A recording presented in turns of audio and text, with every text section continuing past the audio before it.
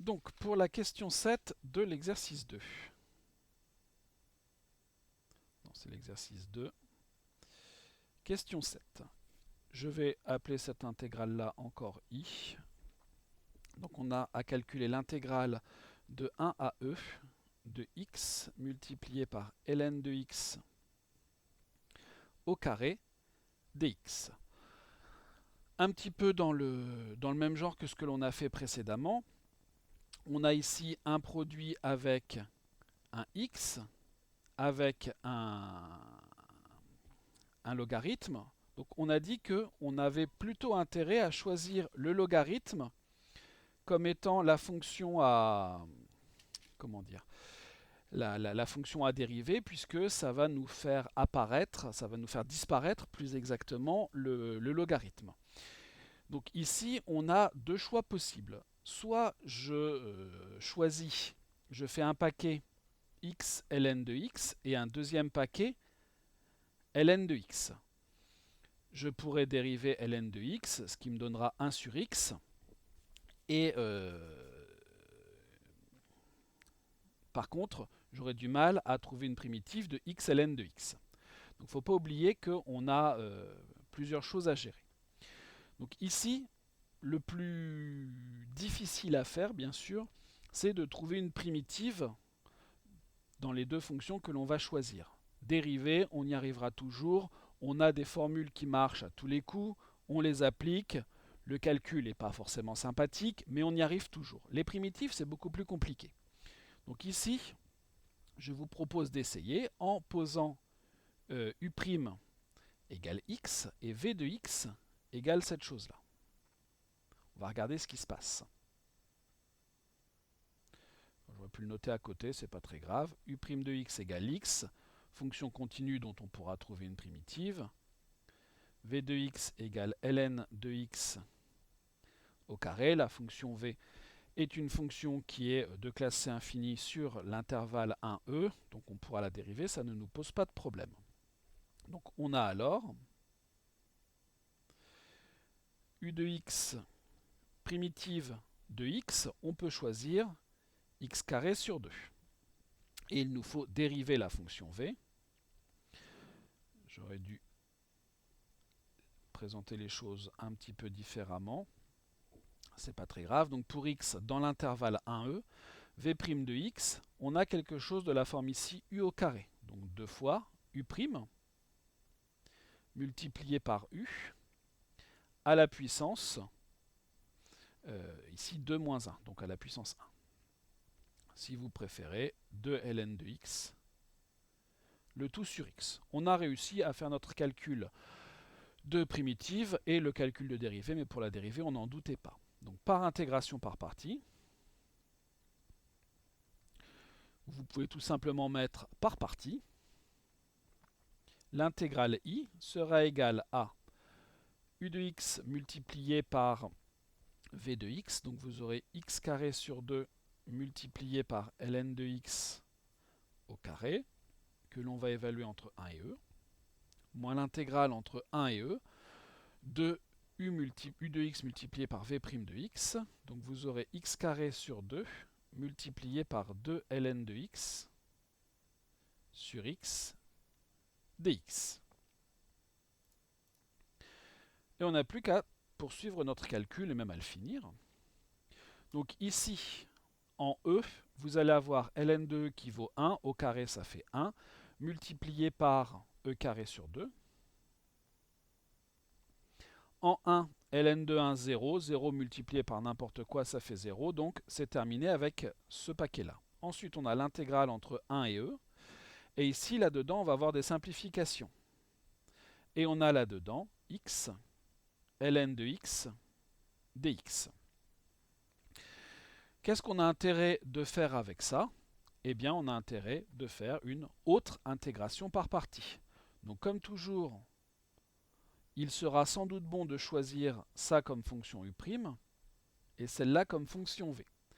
Remarquez que ce que l'on obtient ici ressemble à ce que l'on avait au départ, mais la puissance que l'on avait sur le logarithme a chuté d'une unité. Il arrive parfois, c'est relativement rare, mais il arrive parfois que l'intégrale que l'on fabrique ici soit la même que celle de départ.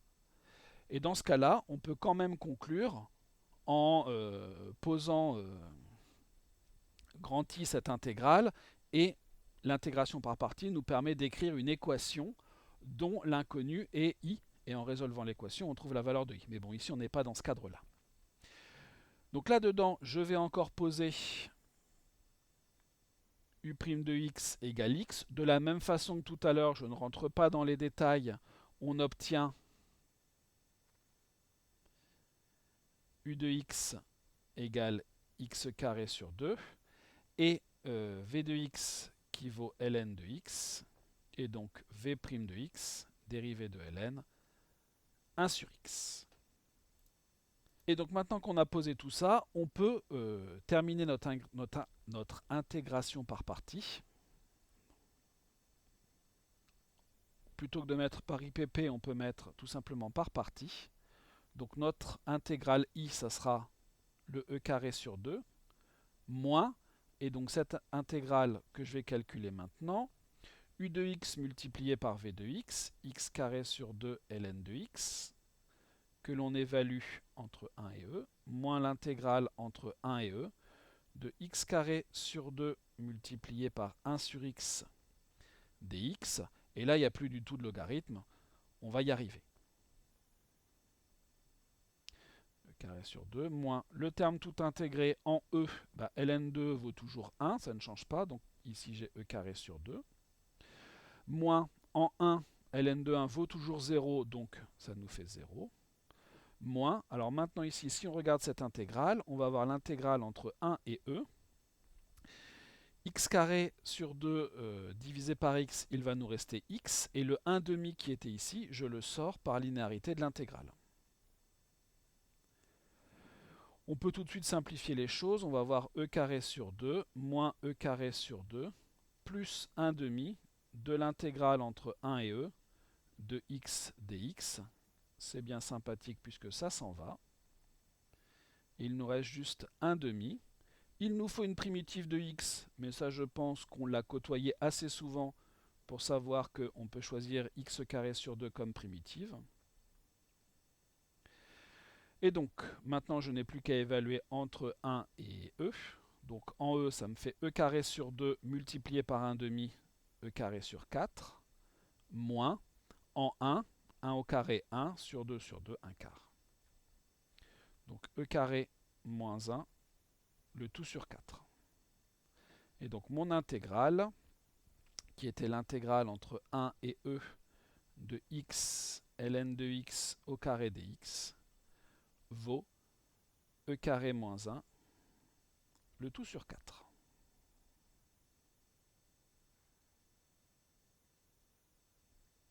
Voilà pour la question 7 de cet exercice 2.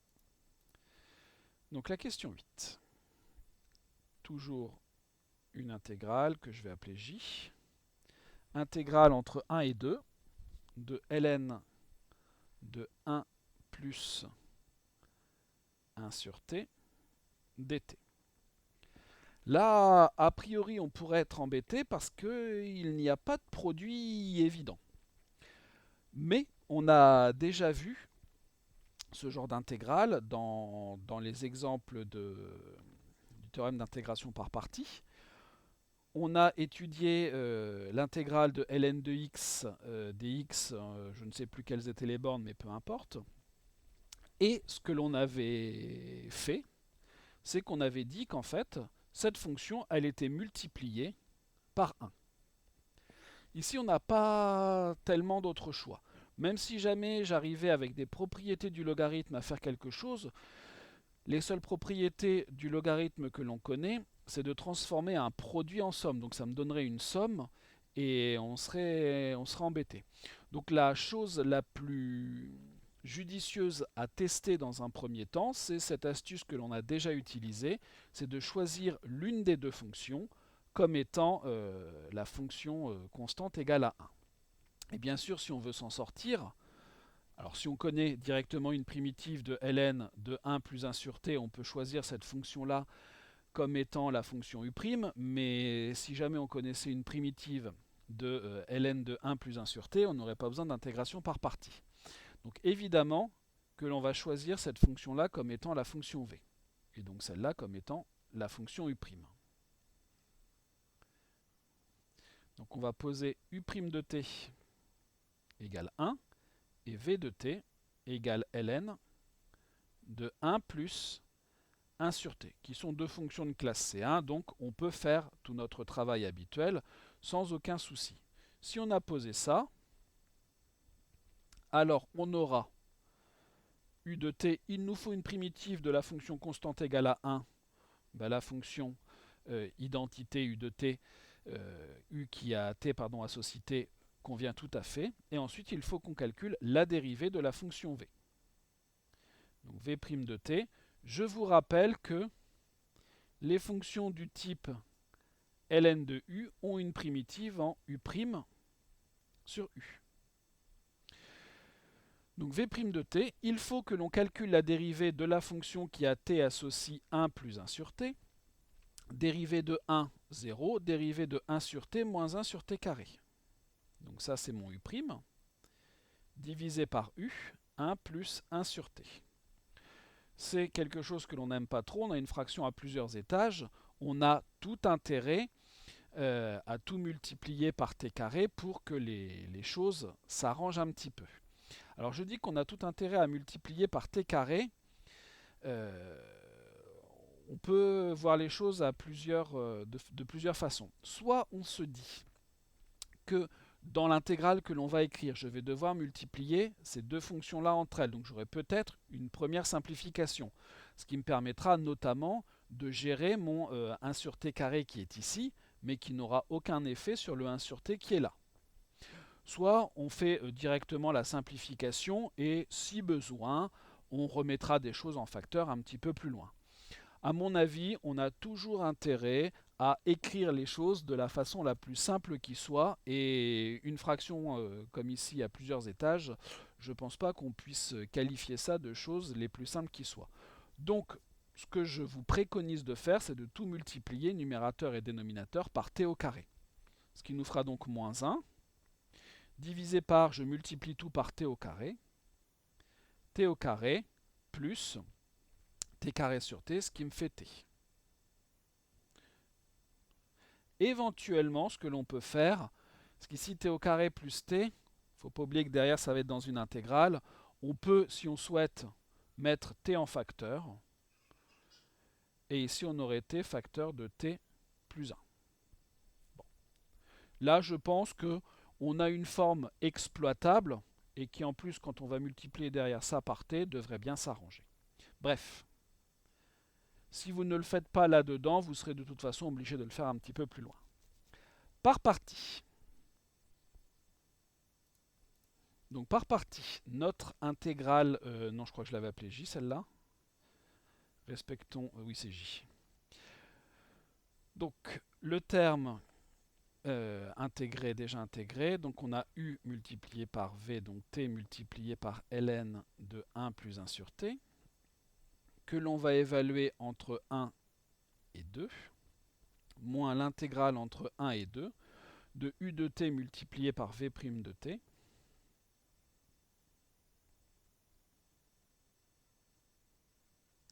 et là on se dit qu'on a drôlement bien fait de mettre ce T en facteur, hein, parce que ça peut se simplifier. De même, on pourra tout à fait sortir le moins 1 par linéarité. Donc ici, si on évalue les choses en 2, on a donc 2 multiplié par ln de 1 plus 1 demi, ln de 3 demi. Moins, qu'est-ce qui se passe en 1 ?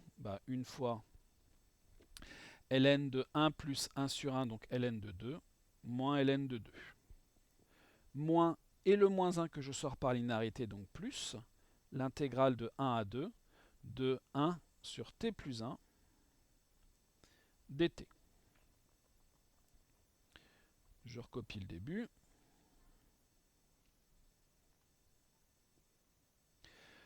Plus, est-ce qu'on ne connaîtrait pas une primitive de la fonction qui a t associe 1 sur t plus 1 ? Bien sûr que si, puisqu'ici, en fait, c'est de la forme u' sur u. La fonction constante égale à 1 est bien dérivée de la fonction qui a t associé t plus 1, donc pas de problème. Et on a bien ici un dénominateur qui est strictement positif, donc on en connaît une primitive qui est ln de u, donc ln de t plus 1. Et ça, c'est à évaluer entre 1 et 2. Donc ici, on va avoir 2 ln de 3 demi, moins ln de 2, plus ce qui se passe en 2, ln de 2 plus 1, donc ln de 3, moins ce qui se passe en 1, ln de 2. Et ici, petite entre guillemets astuce, qui est que ln de a sur b, c'est ln de a moins ln de b. Donc on va avoir 2 ln de 3 moins 2 ln de 2, moins ln de 2, plus ln de 3 moins ln de 2. On aurait pu faire ça en une seule étape. Donc des ln de 3, j'en ai 3. Des ln de 2, j'en ai 2, 3, 4. Donc mon intégrale j,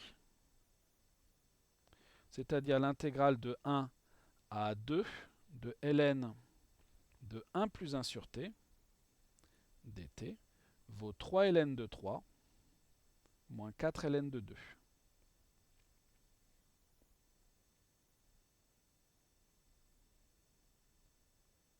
Hop. Donc la question 9, on a une intégrale qui dépend de n, et on nous demande de calculer l'intégrale de 1 à e de x puissance n, ln de x dx. Vous l'aurez compris, évidemment, on va choisir cette fonction-là comme étant la fonction v, et celle-là comme étant la fonction u' pour notre intégration par partie. Donc, je vais réécrire les choses proprement. Donc, posons u' de x égale x puissance n, v de x égale ln de x, deux fonctions de classe C1, sur l'intervalle 1e, mais en fait, sur un intervalle beaucoup plus grand qui serait ici 1 plus l'infini. On a alors... Quoi?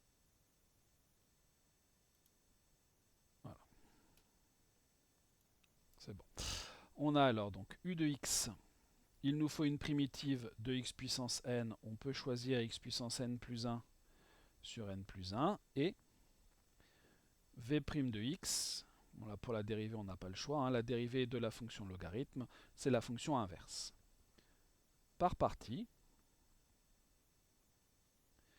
l'intégrale, je ne vais pas donner de nom, on va essayer de faire sans, l'intégrale de 1 à e de x puissance n ln de x dx sera égale à donc le produit u multiplié par v, donc x puissance n plus 1 sur n plus 1, multiplié par ln de x, à évaluer entre 1 et e, moins l'intégrale entre 1 et e, de u multiplié, enfin u de x multiplié par v' de x, donc x puissance n plus 1 sur n plus 1, multiplié par 1 sur x dx.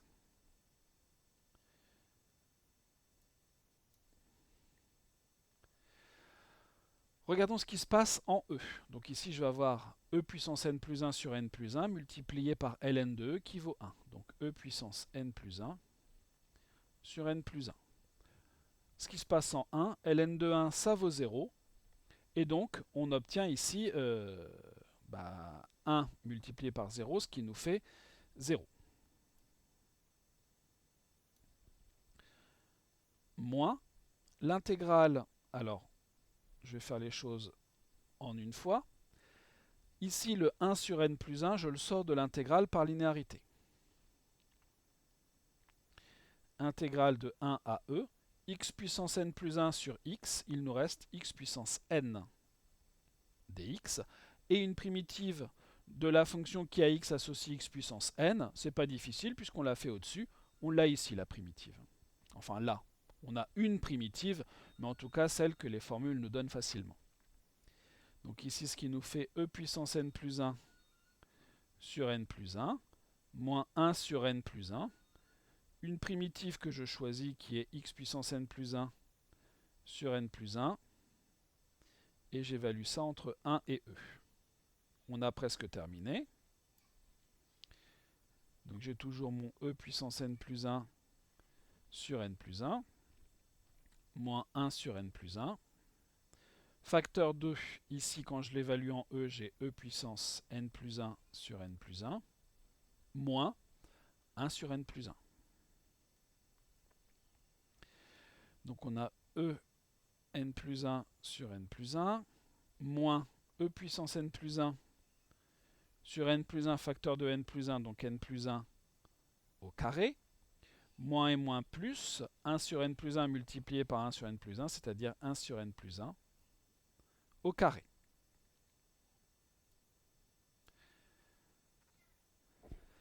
Alors, qu'est-ce qui va se passer?